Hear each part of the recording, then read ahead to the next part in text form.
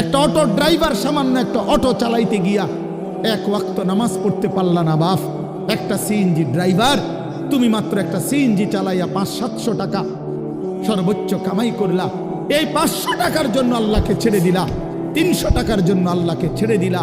আহা মুসলমান, বড় অল্প দামে নিজেকে বিক্রি করে দিল, বড় কম পয়সায় নিজের বেচা দিল। মুসলমান, এত কম দামে বেচা দেওয়ার কথা না। একজন চা দোকানদার সারাদিনে কত কামাই করে? 30,000 টাকা। কথা বলে না কেন? একজন চা দোকানদার একদিনে কি 30,000 টাকা কামাই করে? কত? 500-700 টাকা। তো 500-700 টাকার কারণে নাফরমান এক ওয়াক্ত নামাজ পড়লা না? বলে ইনসাফ? এটা ইনসাফ হইল? আহ, কেন আল্লাহকে ছেড়ে দিলেন? কেন আল্লাহকে ছেড়ে দিলেন? কেন আল্লাহকে ছেড়ে দিলেন? মা গাররাকা বিরাব্বিকাল কারীম। আল্লাহ বলছেন, হে মানুষ, আমার মতো দয়ালু মেহেরবান, আমার মতো দয়ালু মাওলা, আমার থেকে কে তোমারে সরিয়ে দিল, ধোঁকা দিল? মা গাররাক, কে তোমাকে, কি তোমাকে ধোঁকায় ফেলে দিল? বলো বান্দা। অতএব প্রিয় বন্ধু, প্রিয় বাপ, আমাদের জিন্দিগি আখেরাত, আমাদের জিন্দিগি আখেরাত, আমাদের জীবন আখেরাত। আমাদেরকে আল্লাহ বানাইছেন আখেরাতের জন্য, আমাদেরকে বানিয়েছেনই আখেরাতের জন্য। দুনিয়া দিবে না আল্লাহ আমাদেরকে, পুরা দুনিয়া মিলবে না। আপনারা বলেন, যার 3 ফুট বিদেশ, তার অভাব মিটছে তো? কথা বলেন না কেন? তার আর আপাতত কোনো অভাব নাই তো? ওনার আর কোনো চাহিদা নাই তো? তাহলে মিটলো কই? মিটলো কই?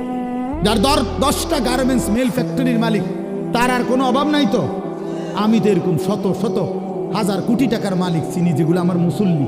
আমি তো ঢাকা জুমা পড়াই। কোটি কোটি টাকার মালিকের রাত গভীরের বেদনা আর যন্ত্রণা, একাকিত্বের যন্ত্রণা আমরা তো জানি। আমগো কাছে তো দোয়া চায়, বলে হাজার কোটি টাকার মালিকের কষ্টের কাহিনী শুনলে নিজের কাছে মনে চায় যে বেড়ার লেগে কত কান্দি।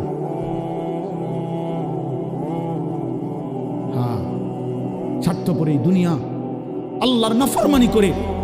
প্রিয় বন্ধু, বাপ, যুবক তোমাকেও বলি, বয়স্ক বাবা আপনাদেরকেও বলি, দুনিয়া এই অসভ্যতা, নোংরামি আর হারাম, আল্লাহর নাফরমানি কাউকে সুখ দেয় না।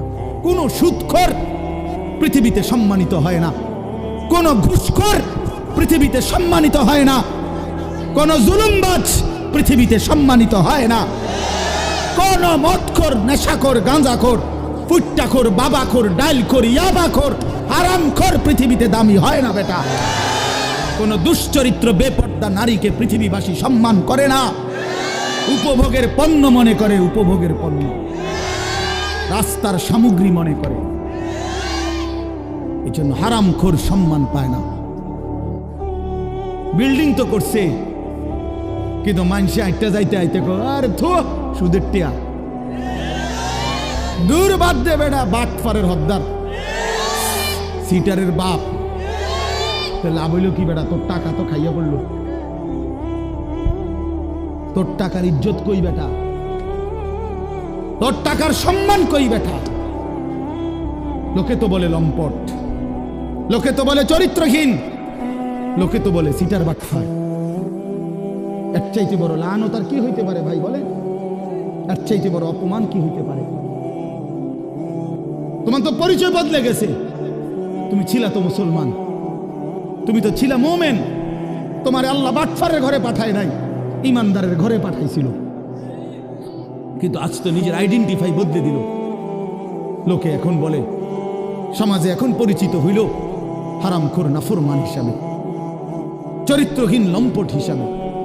এই জন্য প্রিয় যুবক, তোমাদেরকে বলি, বাবা, তোমরা যারা নারী ছবি, অশ্লীলতা নিয়ে, এই মোবাইলের নর্তকী নিয়ে, উলঙ্গ ছবি নিয়ে, বন্ধুদের আড্ডা নিয়ে দিন কাটাও, রাত কাটাও, প্রিয় ভাই, মনে রেখো এই বন্ধুর কথা, তুমি পৃথিবীতে কোনোদিন দামি হবা না। তোমার কেউ দাম দিবে না, দাম দিবে না। হ্যাঁ, প্রত্যেকটা গুনাহ মানুষকে 5টা ক্ষতি করে। 1 নাম্বার সাওয়াদুন ফিল ওয়াজহ, চেহারা কালো করে। 2 নাম্বার জুলমাতুন ফিল কালব, অন্তর অন্ধকার করে। 3 নাম্বার ওয়াহানুন ফিল বাদান, শরীর দুর্বল করে। 4 নাম্বার দাইকুন ফির রিজক, রিজিক কমিয়ে দেয়, খাদ্য খাবারের চাহিদা কমিয়ে দেয়।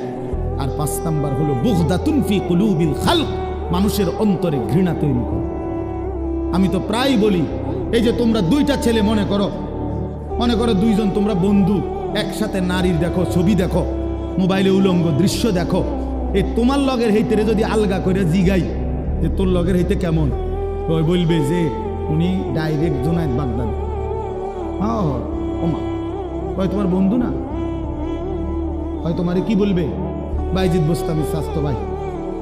ও কি বলবে? বাটপার বলবে, বাটপার বলবে, চরিত্রহীন বলবে, লম্পট। যদি বলেন কিরে তুই এক লগে চলস তার লগে, তুই ওইটা কইলি কুমা তুই মন ধরে বালা কইব কেমনে? সিটার রে তো সিটারই কইতে হইব, বাটপার রে তো বাটপারই বলতে হবে। এই জন্য নাফরমান ইমানদার নেককারের কাছেও নাফরমান, আপন বন্ধু নাফরমানদের কাছেও নাফরমান, অসতের কাছেও অসৎ, সৎ লোকের কাছেও অসৎ। আর নেককারদের কাছেও নেককার, অসৎ লোকের কাছেও নেককার।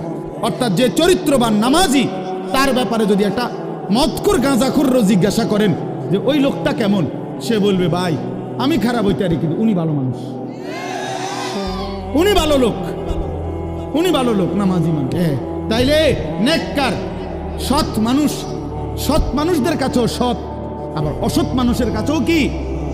আর সৎ মানুষের কাছেও অসৎ, অসতের কাছেও অসৎ। এক লগে যে 2 বেটি বেপর্দা বাজারে আর মার্কেটে যায়, এ বুড়ির একজন রে আলগা করে জিজ্ঞাইলে আপনি এ বুড়ি কেরুম? হ্যাঁ বেদ্য পুরা গেরা মারে।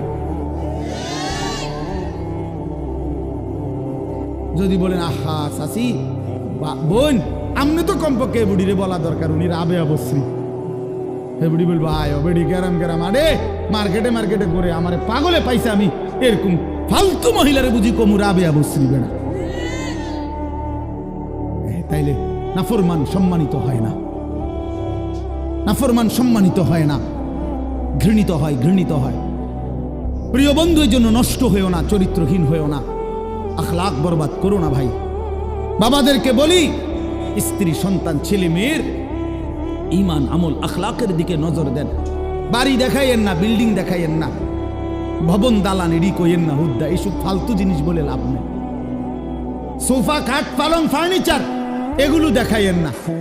60 বছর পরে হেবড়া এডি দেখায়। আল্লাহর রহমতে হুজুর 4 রুমের একটা বিল্ডিং করছি, রাস্তার লগে কদ্দুর জায়গা লইছি, হ্যাঁ সোফা বানাইছি, খাট বানাইছি, আলমারি বানাইছি, ফ্রিজ কিনছি, এডি কিনতেন কন? এগুলো কোনো বিষয় হইল নি বেটা। এই গাড়ি বাড়ি আমাদের বাংলাদেশের এই সমস্ত 4 তালা 6 তালা ইউরোপ আমেরিকার মধ্যে এগুলো মূর্খের গরো না, এটি গরু কোনে না বেটা তোমার। আমগো এইসব প্রাইভেট কার ইউরোপ আমেরিকাতে এগুলোতে ছাগল টানে, আপনি জিজ্ঞাসা করেন কি? হ্যাঁ ছাগল টানে এগুলা দিয়ে, প্রাইভেট কার দিয়ে বেটা।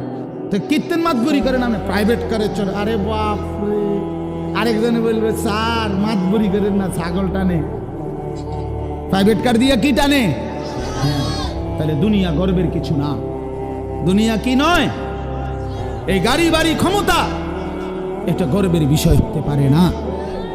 দুনিয়া তৃপ্তির যদি কোনো বিষয় হয় এটা সেজদা। ওয়াল বাকিয়াতুস সালিহাত, ওয়াল বাকিয়াতুস সালিহাত, আল্লাহ বলছে বান্দা সব কিছু কিছুক্ষণের দুনিয়ার সৌন্দর্য, আর বাকি থাকবে, স্থায়ী থাকবে একমাত্র নেক আমল, একমাত্র নেক আমল। তোমার দালান বিল্ডিং থেকেই যাবে, কিন্তু তোমার সেজদা তোমার কবরে তোমার সঙ্গে যাবে। তোমার রুকু, তোমার রোজা, তোমার দান, তোমার সাদাকা, তোমার জিকির, তোমার তিলাওয়াত, তোমার হজ, তোমার উমরা, এটা তোমার অনন্তকালে আখিরাতে হাসরের ময়দানেও তোমার হাতে মিলবে। এই জন্য আজকে আমরা আপনাদের কাছে আমি অনুরোধ করছি, আমি একটা আয়াত পড়ছি আর অল্প একটু। আমাদের আজকে যিনি অত্যন্ত গুরুত্বপূর্ণ বয়ান পেশ করবেন, তিনি আমারও সিনিয়র, আমারও সিনিয়র তিনি, আলহামদুলিল্লাহ। আমি নিজেও এক সময় প্রথম যখন আমি ফারেগ হয়েছি 2004 সালে 5 সালের দিকে, প্রথম দিকে, তখন আমি এরকম জনসাধারণের সাথে প্যান্ডেলে বৈশা ওনার বয়ান শুনছি কয়েকবার। তখন আমি মাত্র শিক্ষকতা শুরু করছি সোনাকান্দা মাদ্রাসায়। এই তখনও এই মৌলানা সাহেব আজকে যিনি ইনশাআল্লাহ আপনাদের সামনে এখন বয়ান করবেন, হযরত মাওলানা কারি আবুল কাসেম সরকার, ওই সময় আমরা দেখছি আমি উনি 3.5 ঘন্টা 4 ঘন্টা অনবরত ওয়াজ করে। হ্যাঁ হ্যাঁ মাশাআল্লাহ বলতো সুন্দর। আমার মনে আছে কইতো যে আমার নাম আবুল কাসেম সরকার, আপনারা আর একটু আগাইয়া বসা দরকার। এইটা ওই সময় কইতো, এখন কয় কিনা কইতালি না, বারবার দরকার। মাশাআল্লাহ, আল্লাহ তাআলা মোহতারামকে ভরপুর বরকত দান করেন। এই জন্য বললাম বাপ, আমি আপনাদের কাছে অনুরোধ করছি, ছেলেরাও বাবারা, তোমরা কেউ যায়ও না, সবাই মহব্বতের সাথে ওনার বয়ান শুনে দোয়া মুনাজাত করেই এরপরে যাওয়ার চেষ্টা করবে। আল্লাহ তৌফিক দান করেন। তো একটা আয়াত বলছি, এই আয়াতটা বলার জন্যই এতগুলো কথা বলছি। অর্থ হইল, উদ্দেশ্য হইল এই কথাটা বলা যে আমরা মুসলমান, আমরা মুমিন। জওয়ান তুমিও মুসলমান, আমিও মুসলমান। প্রিয় ভাই, আমার হৃদয়ের সবটুকু দরদ দিয়ে আমি তোমাদেরকে এটা বলতে চাই যে আমাদের জীবন আখেরাত, আখেরাতে আমাদের জীবন। অতএব আল্লাহর গোলামি করা, আখেরাতের ফিকির করা, 5 ওয়াক্ত নামাজ পড়া, আল্লাহকে রাজি খুশি করার চেষ্টা করা, কবর হাসর আখেরাত মিজানের ফুলসিরাত পার হওয়ার জন্য নিজেরা আল্লাহর ইবাদত মেহনত বন্দিগি করা। প্রিয় ভাই, এটাই আমাদের প্রথম ডিউটি। এরপরে দুনিয়া। প্রথম ডিউটি আমার আখেরাত, প্রথম ডিউটি আমার আখেরাতের ফিকির। আমার ঘুম থেকে উঠে আরেকবার ঘুম যাওয়া পর্যন্ত আমার জিন্দিগির প্রথম ফিকির হবে আখেরাত। প্রথমে নামাজ, তারপরে উপার্জন। প্রথমে আল্লাহর সেজদা, তারপরে উপার্জন, তারপরে দুনিয়া, তারপরে কামাই রোজগারি। নবীজি বলছেন, তলাবু কাসবিল হালালে ফরিদাতুন বাদাল ফরিদা। আল্লাহর নবী বলেন, হালাল রোজগার তালাশ করা, উপার্জন করা, এটা নামাজ, রোজা, হজ, যাকাত, এই মৌলিক যেই ফরজ, এগুলো আদায়ের পরে দ্বিতীয় ফরজ। কোরআনে আল্লাহ বলেন, ফাইজা কুদিয়াতিস সালাতু ফান্তাশিরু ফিল আরদ। যখন নামাজ আদায় হয়ে যায়, এবার ইমানদার জমিনে ছড়িয়ে পড়ো। ওয়াবতাগু মিন ফাদলিল্লাহ, আমার রিজিক তালাশ করো, আমি আল্লাহ তোমাদের জন্য রিজিক রেখেছি। অতএব আমরা এটা বুঝাইতে চাই, আমরা মুসলমান, আমরা মুমিন, আমাদের প্রথম টার্গেট আখিরাত। কি বলেন না? বলো না ভাইয়া, বলো। আমাদের প্রথম টার্গেট কি? জীবন মানে আখিরাত, বেঁচে থাকা মানে আখিরাত, হায়াতের অর্থ আখিরাত, এই নিঃশ্বাসের অর্থ আখিরাত।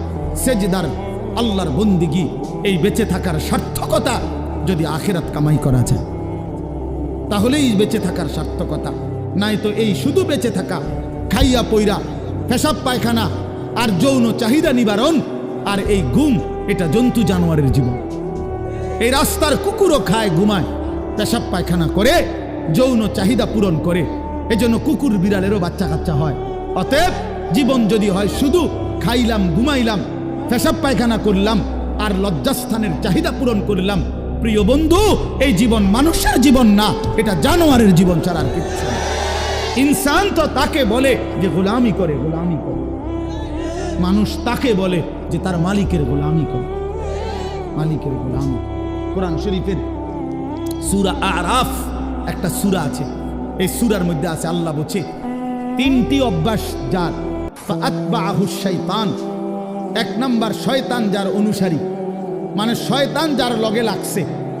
2, আখলাদা ইলাল আরদ, এই পৃথিবীটাকেই যে তার নিজের ঠিকানা মনে করে নিছে, এই দুনিয়াটাই।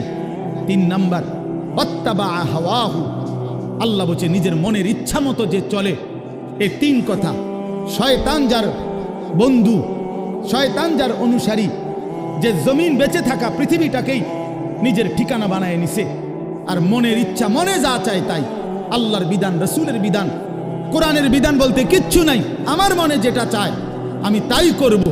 প্রিয় বাপ, রাগ হইও না বাপ, সবাইকে বলি, আল্লাহর কোরআনে সূরা আরাফে আল্লাহ বলছে এইরকম চরিত্র যাদের, যে মনের ইচ্ছা মতো চলে, পৃথিবীটাকেই ঠিকানা মনে করে নিয়েছে, শয়তান তার বন্ধু হয়ে গেছে। খোদার কসম, আল্লাহর কসম, আল্লাহ বলছে ফামাসালুহু কামাসালিল কালব, কোরআন শরীফের আয়াত। আল্লাহ বলছে ওই ব্যক্তির উদাহরণ কুত্তার মতো, কুত্তার মতো, কুত্তার মতো, কুত্তার মতো। ওইটা কুত্তার মতো আল্লাহ বলছে। আপনি জিজ্ঞাসা করেন কোন আলেমকে, ফামাসালুহু কামাসালিল কালব। কালব অর্থ কি? কুত্তা, কুকুর। সাফ কথা, সাফ বাংলা। ওই জীবন কুত্তার জীবন, যে জীবনে ঈমান নাই, যে জীবনে সেজদা নাই, যে জীবনে মালিকের সাথে কোনো বোঝাপড়া নাই, যে জীবন আখিরাতের ফিকির নাই। কারে জিজ্ঞাসা কইরা যুবক হাঁটো, কার মতো চুল রাখলা, কার মতো পোশাক পরলা, সারাদিনে এক ওয়াক্ত সেজদা দিলা না, মুসলমানের ঘরে জন্ম নিছো? এই নাফরমান মুসলমান, মায়ের দুধ খাইছো নাফরমান? মায়ের পবিত্র দুধ, 2 বছরের পবিত্র দুধের এত বড় নাফরমানি কেমনে করলা? কেমনে করলা বাপ? মায়ের 9 মাসের গর্ভকে এভাবে অপমান করলা। এক মা 9 মাস ধরে তোমারে গর্ভে ধারণ করছে, এক মা তোমারে 2টা বছর বুকের দুধ খাওয়াইছে।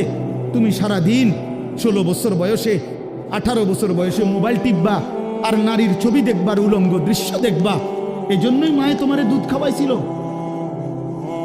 তোমার বাপ আজকে 16 বছর বিদেশ থাকে, এই জন্য মাথার ঘাম পায়ে ফেলে 12 ঘন্টা 14 ঘন্টা ডিউটি কইরা এক একটা টাকার মধ্যে, এক একটা রিয়ালের মধ্যে প্রবাসীর ঘামে যেন বীজা ডুবা, ঘামের মধ্যে ঘাম দিয়া মুছা, এক একটা রিয়াল, এক একটা টাকা। আমি প্রতি বছর হজ উমরায় গেলে তো প্রবাসীদের রোমে রোমে যাই, বিদেশিদের কামরায় কামরায় যাই। আমরা এমনি আমার দেশের মানুষগুলোর কাছে যাই, আমি খুব যাই।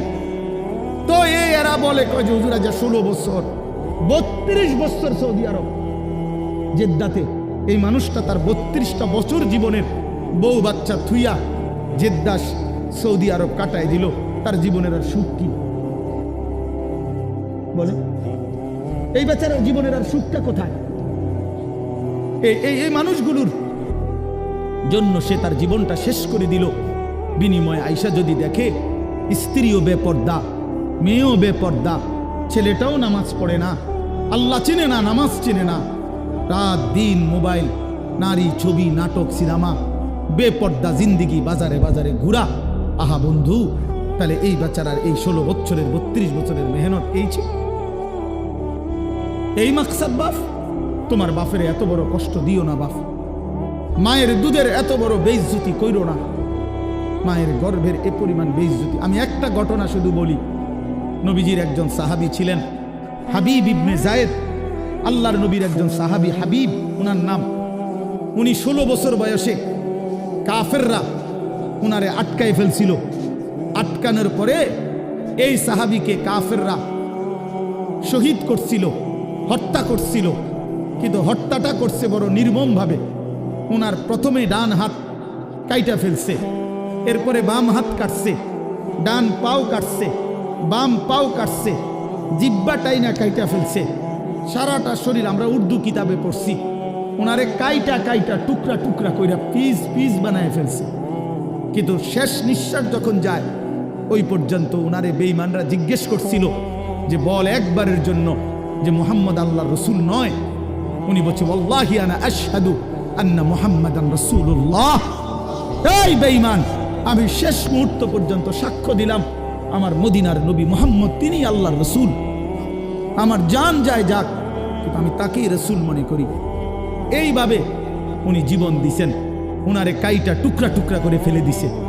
আল্লাহর কসম বাপ, প্রিয় ছেলেরা, আমার হাত জোড় করে বলি বন্ধু, এই খবর যখন মদিনায় উনার মা, উনিও সাহাবী ছিলেন, মহিলা সাহাবী, উম্মে আম্মারা মায়ের নাম, উম্মে আম্মারা, এই মহিলার কাছে খবর আসছে যে মা, তোর ছেলেকে বেঈমান শহীদ করছে, কাইটা টুকরা টুকরা করে ফেলছে, হাত পাও আলাদা আলাদা করে কাটছে, একটা একটা করে শরীরটা গোস্তের টুকরার মতো বানায় ফেলছে।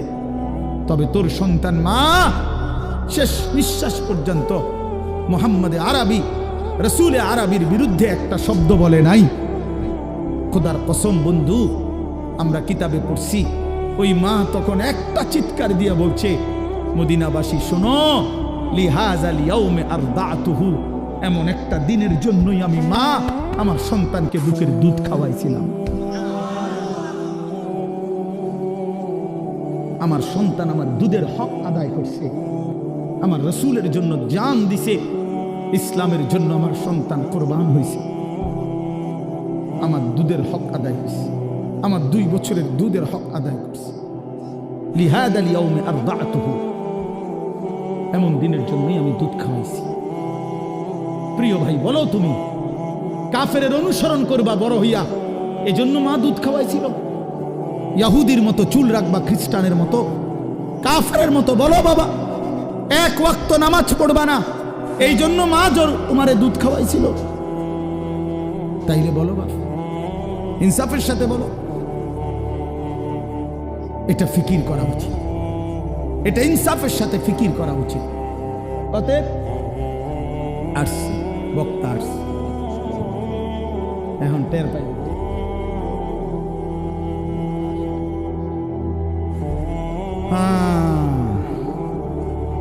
বলছি আমি যে ছোটবেলায় না, মানে শিক্ষকতার জীবনের প্রথমে আপনার বয়ান শুনছি, আমি নিচে বসে শুনতাম। আলহামদুলিল্লাহ, আল্লাহ তাআলা ভরপুর বরকত দান করে। তো ভাইয়া বললাম, আমার কথা আমি শেষ করে দিচ্ছি। আমি বুঝাইতে চাই, আমরা মুসলমান বাপ, আল্লাহ তাআলা আমাদেরকে আখিরাতের জন্য বানাইছেন।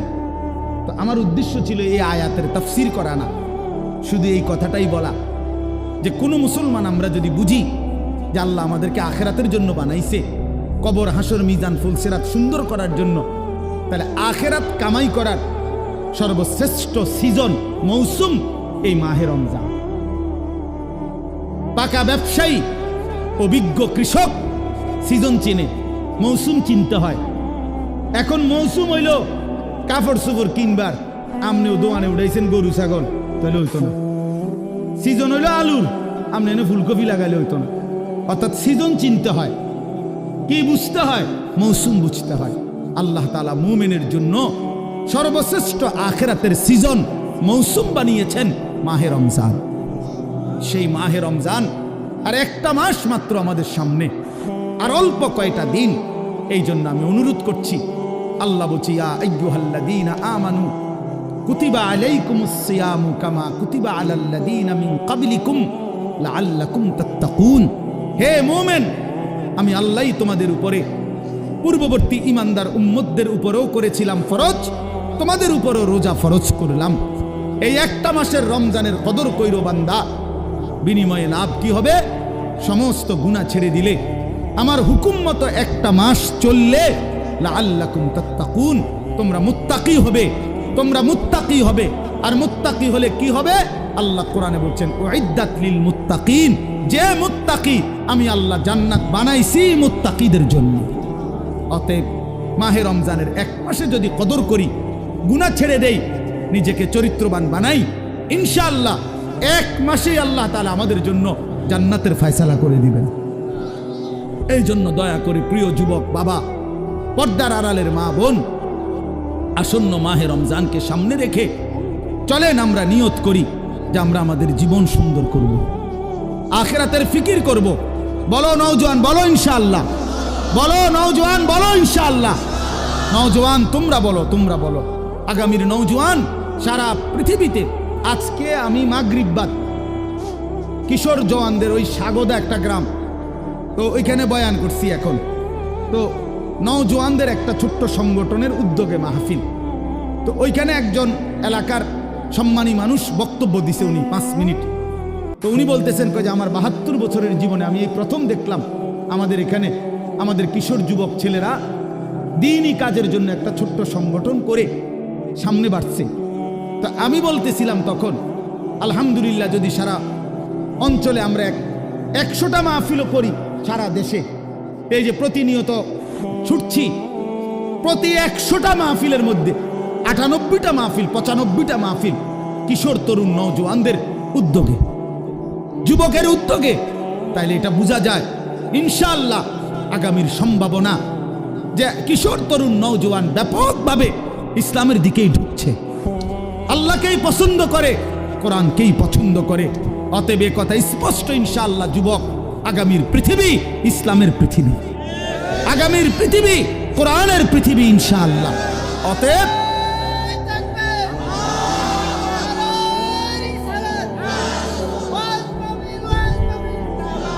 অতএব দয়া করে মেহেরবানি করে প্রত্যেকে ইনশাআল্লাহ, নওজোয়ান তুমি নষ্ট হইও না, সবগুলো হাতের মোবাইল নামায় ফেলতে হবে। একজনও, আমি এটা আদেশ করলাম, ছোট বড় একজনও এই মোবাইল হাতে ধরা অবস্থায় রেকর্ড করা যাবে না, ভিডিও করা যাবে না। এটা পকেটে নেন,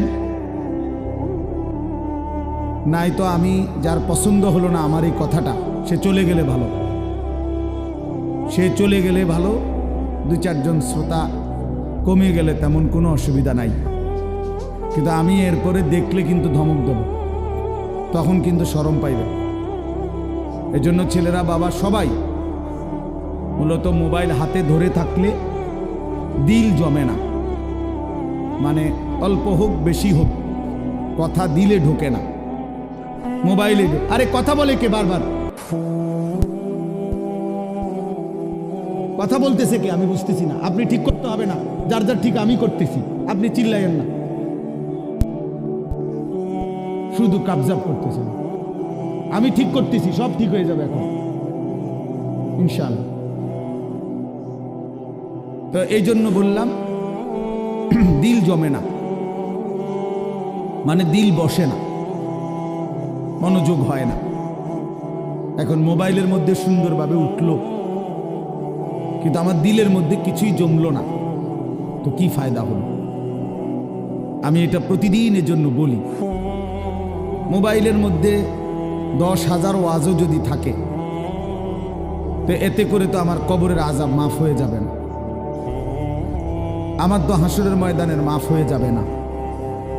এই জন্য দেখার বিষয় হলো আমি আমার জিন্দিগিতে কি নিলাম, নিজের জন্য কি নিলাম, আমার জন্য আমি কি গ্রহণ করলাম। একজন বক্তা আসলো, তো মনে করেন ওনারে এখন অনেকে চেনে, তো এই কারণে আমরা সবাই হুড় করে দৌড়াইয়া আইসা দেখা গেলাম, আবার যার মতো ফিরে গেলাম। তো যে যেমন আছি তেমনই রয়ে গেলাম। তাইলে প্রিয় ভাই, এতে কি হলো? এতে বলেই লাভ কি, শুনেই লাভ কি? এই ইন্তেজামের মধ্যেই ফায়দাটা কি? এই জন্য এটা জরুরি বিষয় যে কারো পরিচিতি, কারো জনপ্রিয়তা, এটা তেমন কিছুই না, এটা কোনো বিষয়ই না, আসলেই কোনো বিষয় না। এটা 10 জনের সামনে আল্লাহর কথা বললে আর 10,000-এর সামনে বললে এখানে সফলতা ব্যর্থতার কিছু নেই। যে 10 জনের কাছে বলছে দেখে উনি ব্যর্থ, আর 10,000-এর কাছে বলাতে উনি সফল না, এমন কিছু কোরআন সুন্নাহর মধ্যে নাই। বরঞ্চ আল্লাহ পাক গ্রহণ করলেন কিনা, আখিরাতে আল্লাহর কাছে গ্রহণযোগ্য হলো কিনা, কবুল করলেন কিনা, এটা হলো দেখার বিষয়। এটা দেখার বিষয়। উপস্থিত তো হয়েছে 10 লাখ, কিন্তু মনে করেন আল্লাহ তাআলা গ্রহণ করলেন না, তো কোনোই মূল্য হলো না। আবার উপস্থিত হয়েছে 10 জন, আল্লাহ তাআলা এই 10 জনকেই পছন্দ করলেন, এই বান্দার কথাটাকেই মহব্বত করলেন, কবুল করলেন, তো সে অনেক দাম, সে অনেক দাম। এই জন্য প্রিয় ভাই, জনপ্রিয়তা কোনো বিষয় না, সুনাম সুখ্যাতি কোনো বিষয় নয়। বিষয় হলো আল্লাহর কাছে গ্রহণযোগ্য হওয়া, আল্লাহ তাআলার কাছে কবুল হওয়া। কোরআন শরীফে আছে ইব্রাহিম আলাইহিস সালাম ওনার ছেলে ইসমাইল আলাইহিস সালামকে সাথে নিয়ে, এই বাবা এবং ছেলে আল্লাহর ঘর কাবা, সর্বশ্রেষ্ঠ দামি খেদমত আল্লাহর ঘর কাবা, আল্লাহ পাকের হুকুমে পুনর্নির্মাণ করছেন, পুনরায় তৈরি করছেন।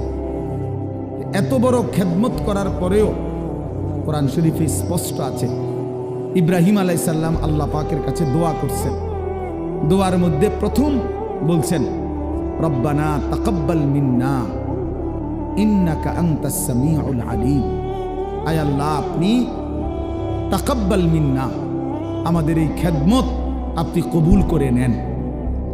তাহলে কাজটা করছেন নবী, আদেশ করেছেন সরাসরি মহান আল্লাহ, দেখাইয়া দিছেন সামনাসামনি থাইকা জিব্রাইল আলাইহিস সালাম।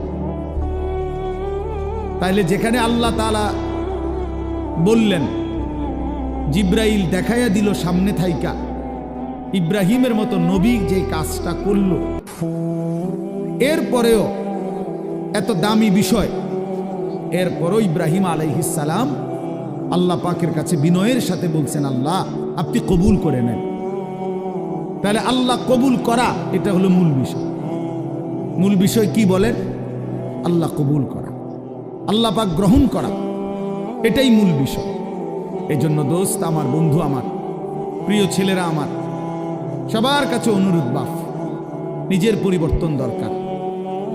আমারে মনে করো 10,000 মানুষ চিনে, কিংবা 10 লাখ মানুষ এখন চিনে, তোমার লাভ কি? আমার জানার বিষয় হলো এটা। সবাই চিনে মনে করো, একবারে 1 কোটি মানুষ চিনে, তো কি হয়েছে এতে? তোমার কি?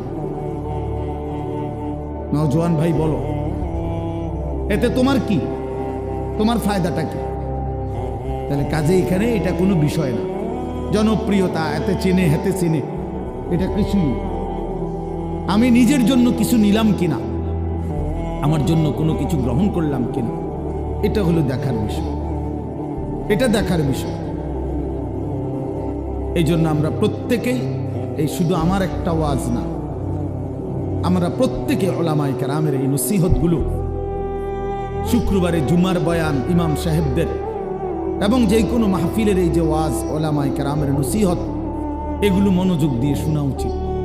আল্লাহর কোরআনের প্রতি আন্তরিক হওয়া উচিত, ইসলামের প্রতি আন্তরিক হওয়া উচিত। নিজের জন্য সবক নেওয়া, নিজের জন্য গ্রহণ করা, এটা দরকার, এটা দরকার। সাহাবায়ে কেরাম এটা বুঝতেন। এই জন্য নিজের জন্য নবীজির কাছ থেকে নিত্য নীল আমল জিজ্ঞেস করতেন। আইসা আইসাই নবীজিকে বলতেন, ইয়া রাসূলুল্লাহ মুরনি বিআমালিন দুল্লানি বিআমালিন মুরনি বিশাইইন। ইয়া রাসূলুল্লাহ, আমাকে একটা আমল বলে দেন, আমাকে একটা নেক আমলের আদেশ করে দেন, আমাকে একটা নেক কাজের কথা বলে দেন। আল্লিমনি মিম্মা আল্লামাকাল্লাহ, হে আল্লাহর নবী, আল্লাহ আপনাকে যে ইলম দান করেছেন কোরআন সুন্নাত, আপনি আমাকে সেখান থেকে কিছু শিখিয়ে দেন। এই যে শিখতেন, জানতে চাইতেন নিজের জন্য। হযরত জুনদুব ইবনে আব্দুল্লাহ, একজন সাহাবী, জুনদুব ওনার নাম, 14-15 বছরের সাহাবী। উনি বলেন, আমরা কিশোর ছিলাম, এই বয়সী আমরা 12-14 বছরের ছেলেরা কয়েকজন আমরা একসাথে নবীজির সাথে লম্বা সময় ছিলাম। কুন্না মাআন নবী সাল্লাল্লাহু আলাইহি ওয়াসাল্লাম ওয়া নাহনু ফিতিয়ানুন হাযাবিরা, আমরা উঠতি বয়সের যুবক ছিলাম, তরুণ। তো আমরা কি করলাম? নবীজির সাথে থেকে ফাতাআল্লামনাল ঈমান, আমরা রাসূলুল্লাহ সাল্লাল্লাহু আলাইহি ওয়াসাল্লামের কাছ থেকে ঈমান শিখলাম, ঈমান শিখলাম। তাহলে ঈমান শিখতে হয়, ঈমান বুঝতে হয়। শুধু কালেমা লা ইলাহা ইল্লাল্লাহ মুহাম্মাদুর রাসূলুল্লাহ, এটা তো কালেমা, বাক্য, যে এটা আমার কাছে কি চায়, এই কথা আমার কাছে কি দাবি করে, লা ইলাহা ইল্লাল্লাহ বলতে আমাকে কি বলতে চাচ্ছে, মুহাম্মাদুর রাসূলুল্লাহ বলতে আমার কাছে কি বলতে চাচ্ছে, এটা বোঝা উচিত। এটা শিখার বিষয়, জানার বিষয়। ঈমানের জন্য ক্ষতিকারক কুফর, শিরিক, নিফাক, 3 জিনিস ঈমানকে ক্ষতি করে। 1 হলো কুফর, কুফুরি, 2 হলো শিরিক, 3 নাম্বার হলো নিফাক, মুনাফিকি। তো এই 3 জিনিস কি কি করলে কুফর হয়, কি করলে শিরিক হয়, কি করলে নিফাক মুনাফিকি হয়, এটা জানা ঈমানের জন্যই জরুরি, যেন আমি সেই ভুল না করি, আমার দ্বারা যেন শিরিক না হয়, কুফর না হয়, নিফাক না হয়। তাহলে এটা শিখার বিষয়। এটা রাসূলুল্লাহ সাল্লাল্লাহু আলাইহি ওয়াসাল্লামের কাছে থেকে সাহাবায়ে কেরাম শিখতেন। হযরত আব্দুল্লাহ ইবনে ওমর বলেন, কুন্না নাতাআল্লামুত তাওহীদ, আমরা নবী সাল্লাল্লাহু আলাইহি ওয়াসাল্লামের কাছে তাওহীদ শিখতাম, কালেমা লা ইলাহা ইল্লাল্লাহ। তাহলে শুধু এই একটা বাক্য মুখস্থ করা এটা না, ওনারা তো আহলে লিসান, ওনারা তো মাতৃভাষাই আরবি, ওনারা এটা মুখস্থ করবে, এটা একবার শুনলেই তো ওনারা বলতে পারবে, কারণ ওনাদের ভাষাটাই তো কি আরবি। তো তাইলে এতদিন থাইকা কি শিখলেন? আল্লাহ নবীর কাছে ঈমান শিখলেন। তো সাহাবী বলেন, সুম্মা তাআল্লামনাল কোরআন, প্রথমে আমরা নবীজির কাছে ঈমান শিখলাম, অতঃপর আমরা কোরআন শিখলাম। অক্ষর অক্ষর, শব্দ শব্দ, আয়াত আয়াত নবীজির কাছে আমরা শিখলাম। ফাজদাদনা বিহি ঈমানান, আর এই কোরআন যখন শিখতে লাগলাম তো প্রতিটা আয়াত, প্রতিটা বাক্য কোরআনের আমাদের ঈমান আগের চাইতে বাড়াইতে থাকলো, আমাদের ঈমান বাড়াইতে থাকলো। ওয়া ইদা তুলিয়াত আলাইহিম আয়াতুহু জাদাতহুম ঈমানা। আল্লাহ বলছে মুমিনের সিফাত এটা। ঈমানদার তাকে বলে যার সামনে যখন আল্লাহর কোরআন পড়া হয় তার ঈমান আগের চাইতে বেড়ে যায়, ঈমান বেড়ে যায়, ঈমান বেড়ে যায়। ওয়া ইদা সামিউ মা উনজিলা ইলার রাসূল তারা আ'য়ুনাহুম তাফীদু মিনাদ দাম'i মিম্মা আরাফু মিনাল হক। আল্লাহ তাআলা কোরআনে বলেন, বন্ধু আপনার সাহাবীদের দিকে তাকায়া দেখেন, এরা আল্লাহর কোরআন যখন শুনে আপনার জবান দিয়ে, তখন আপনি তাকাইলেই দেখবেন এদের প্রত্যেকের চোখ দিয়ে এই কোরআন শুনে তারা আ'য়ুনাহুম তাফীদু মিনাদ দাম'i, তাদের চোখ দিয়ে অঝরে পানি ঝরছে, তারা কাঁদতেছে আল্লাহর কোরআন শুনে। এই যে দ্বীন শিখছে, কোরআন বুঝছে, আল্লাহর কাছ থেকে, রাসূলুল্লাহ সাল্লাল্লাহু আলাইহি ওয়াসাল্লামের কাছ থেকে শিখছে। এই জন্য দোস্ত, আমরা অনেক মানুষ আছি বছরের পর বছর, দিনের পর দিন মসজিদের ইমাম সাহেব জুমার বয়ান করে, কেউ পাত্তা দেয় না, বেচারার বয়ান বেচারাই করে, বয়স্ক লোক বসে বসে জুড়ায়, আর কিশোর তরুণ নওজোয়ান পিছনে বসে খামখেয়ালি গাফলতি দুষ্টামি করে। তাদের দিলের মধ্যে ইবলিস শয়তানে বসায় দিছে যে হুজুরদের এসব কথা তোদের জন্য না, এগুলোর মধ্যে কিছু নাই, এগুলো কোরআন হাদিসের কথা, এগুলো হুজুররা, এগুলো ওনাদের ব্যক্তিগত বিষয়, তোদের জন্য না। এজন্য ছেলেরা মনোযোগী হয় না, অথচ আল্লাহর কোরআন তো আমার জন্য, তোমার জন্য, প্রত্যেকের জন্য। কিন্তু 52 সপ্তাহ একটা বছরে, এক বছরে 52 জুমা, তাহলে একটি মসজিদে বছরে 52 বার ইমাম সাহেব বয়ান করে। 40-50 মিনিটও যদি গড়ে বয়ান করে, একজন বক্তাও এতটুকুই বয়ান করে, 1 ঘন্টা, সোয়া ঘন্টা, 50 মিনিট, 1 ঘন্টা। তাইলে 52 সপ্তাহ বয়ানের পরেও একজন মুসলমান যদি 30 বছর এই জুমার বয়ান শুনে, তাইলে 30-52 কতদিন? এত লম্বা সময় আল্লাহর কথা শুনবার পর ওনার তো পরিবর্তন হওয়ার কথা। অথচ 50 বছর, 60 বছরেও দেখা যায় এই চাচা প্রত্যেক জুমায় নামাজ পড়ে, বয়ানও শুনে, কিন্তু আজকে 60 বছর এখনো বিড়ি সিগারেট খায়।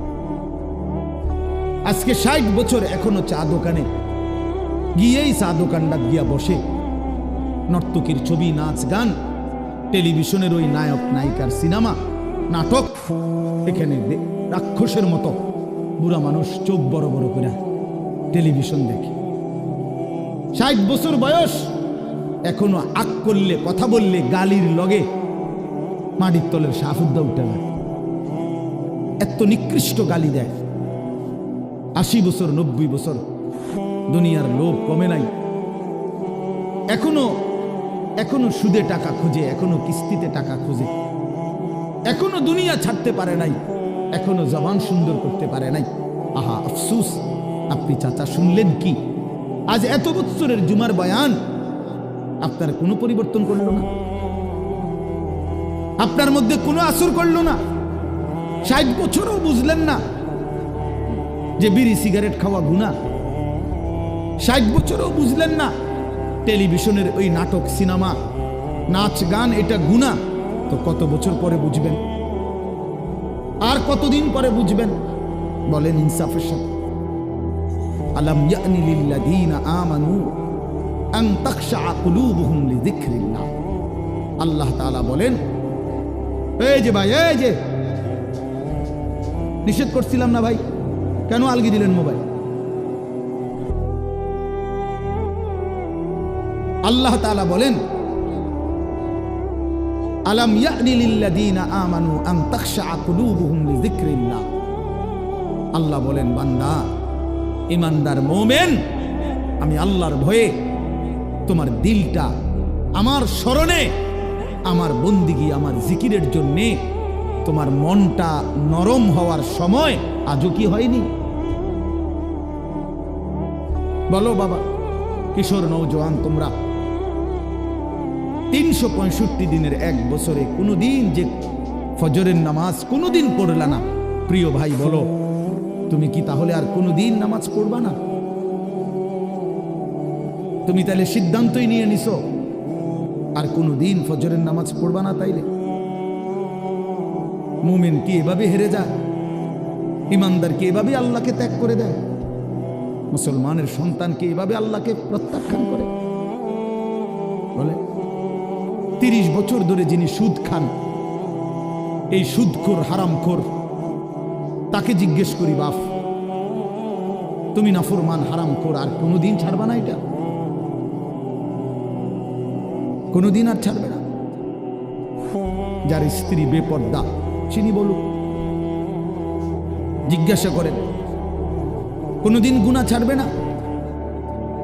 এই জন্য দয়া করে ভাবা দরকার। প্রিয় নওজোয়ান, বয়স্ক বাবা, সবাইকে বলি, কোন দিন ছেড়ে দিবেন? বলে কি সিদ্ধান্ত নিছেন? আখিরাতের ব্যাপারে আসলে কি বুঝলেন? পরকালের ব্যাপারে ফয়সালাটা আসলে কি? আখিরাত বলতে কি বুঝলেন?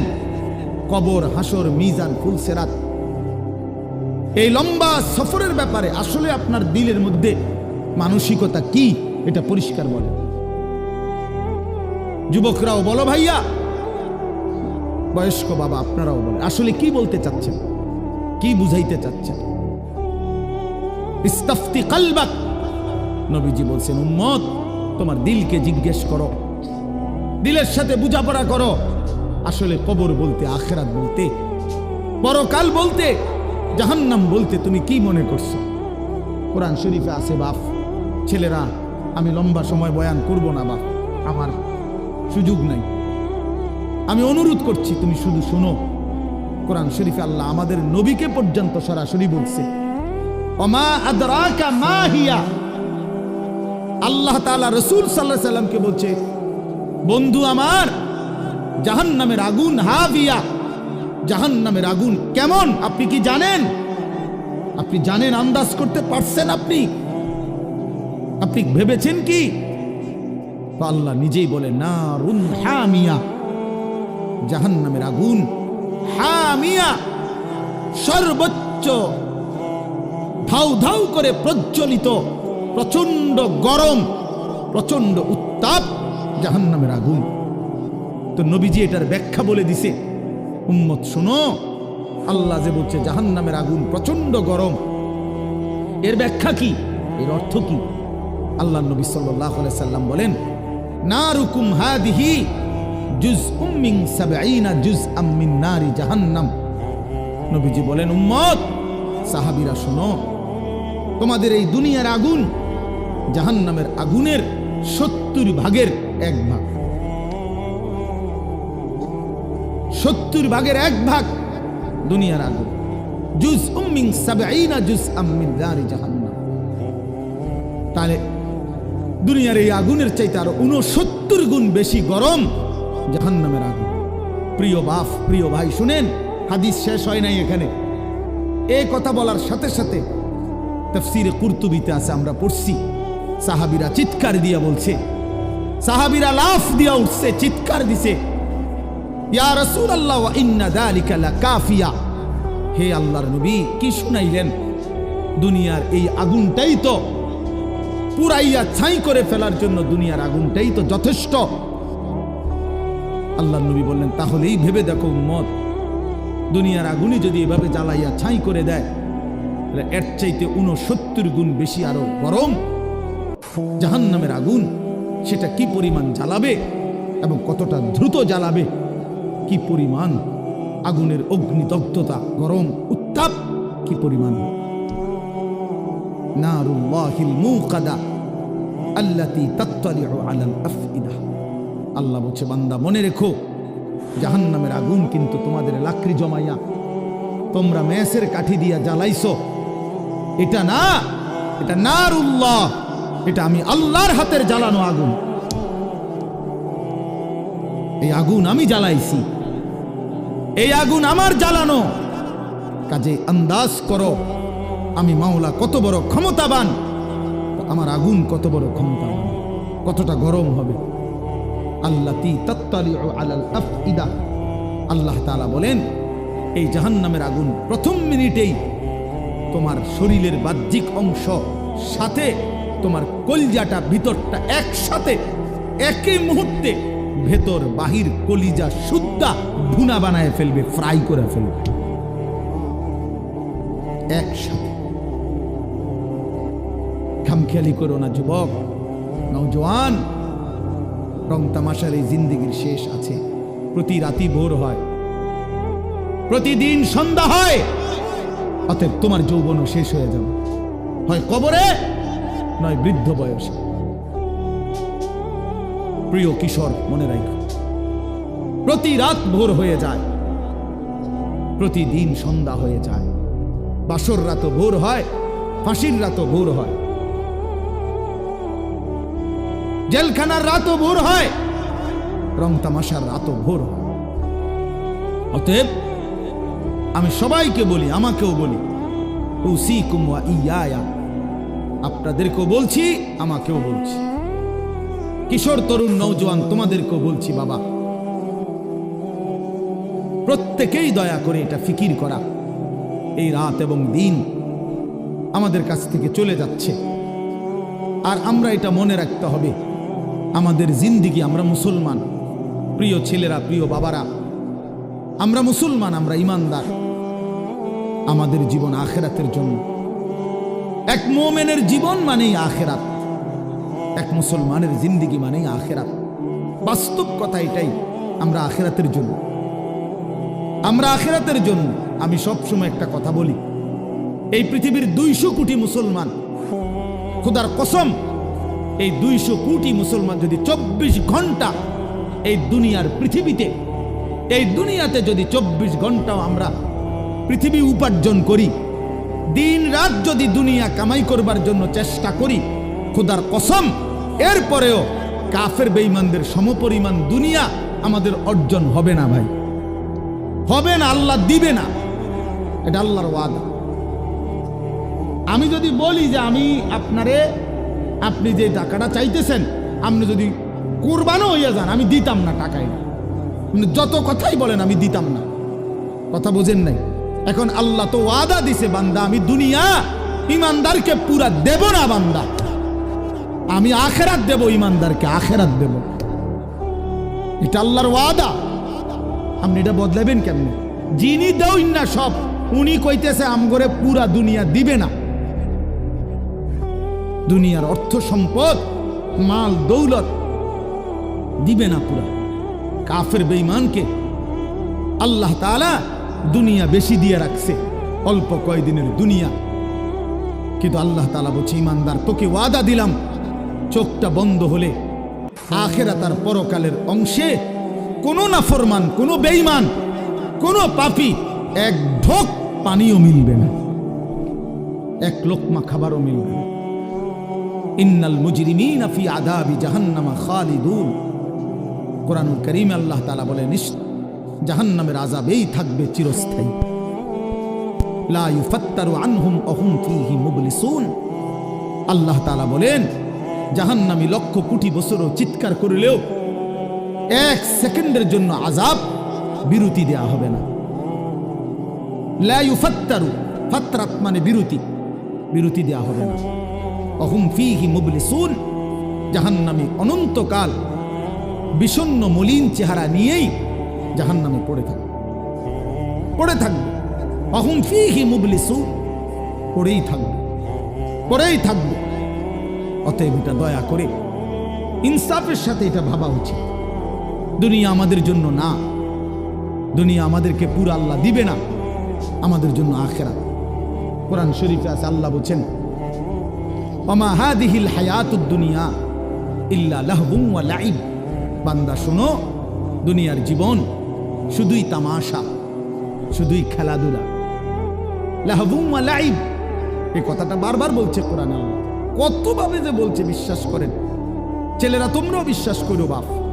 এই কোরআনে বারবার এই কথাটা আল্লাহ বলছে যে রে বান্দা, আমি বানাইছি, আমি জানি কি বানাইছি। যে বানাইছে, যিনি প্রোডাক্ট করছেন, কোম্পানি যদি বলে এটা 2 নম্বর, আপনি বুঝি করবেন এটা 1 নম্বর। তো যিনি উৎপাদন করলেন তিনি বললেন এটা খেলনা, আপনি যদি বলেন না এটাই আসল, এটা বোকামি ছাড়া আর কিছু। এজন্য মহান আল্লাহ পাক নিজে বলছেন, বান্দা আমি দুনিয়া বানিয়েছি, আমি বলতেছি এটা তামাশা, এটা খেলাধুলা, এটা মালাঠোলা, এটা খেলনা। তাহলে আসল কোথায়? আল্লাহ বলেন ওয়া ইন্নাদ দারাল আখিরাতা লাহিয়াল হায়াওয়ান। আমার বান্দা শোনো, আখিরাতই হচ্ছে, জান্নাতের ঘরই হচ্ছে জীবন, বেঁচে থাকা, জীবনের সার্থকতা আখিরাত, আখিরাত, আখিরাত। লাউ কানু ইয়ালামুন, যদি বুঝতাম। বড় মায়া করে আল্লাহ এই কথাটা বলছে। হায় বান্দা, তুমি যদি আমার এই কথাটা বুঝতা কত না ভালো হতো। কাল্লা লাউ তা'লামুনা ইলমাল ইয়াকিন। আল্লাহ বলে বান্দা, আজ যদি কোরআন থেকে শুনে, আমার রাসূলের হাদিস থেকে শুনে, উলামায়ে কেরামের নসিহতগুলো শুনে তুমি যদি ইয়াকিন করতা কবর, আসর, আখিরাতকে, খুব ভালো হতো। কারণ এখন বিশ্বাস করতে পারলে তুমি আমল করতে পারতা। নয়তো বান্দা লাতারাবুন্নাল জাহিম, একদিন হাসরের ময়দানে এই 2 চোখে সরাসরি জাহান্নামকে দেখবা, চোখে দেখবা। ইয়াউমা ইদিন ইয়াতাযাক্কারুল ইনসান। আল্লাহ বলে সেদিন কিন্তু তোমার দুনিয়ার সমস্ত নাফরমানির কথা মনে পড়বে বান্দা জাহান্নামকে দেখে। কিন্তু ওয়া আন্না লাহুদ যিকরা, আল্লাহ বলে বলো না বান্দা সেদিন কি লাভ হবে।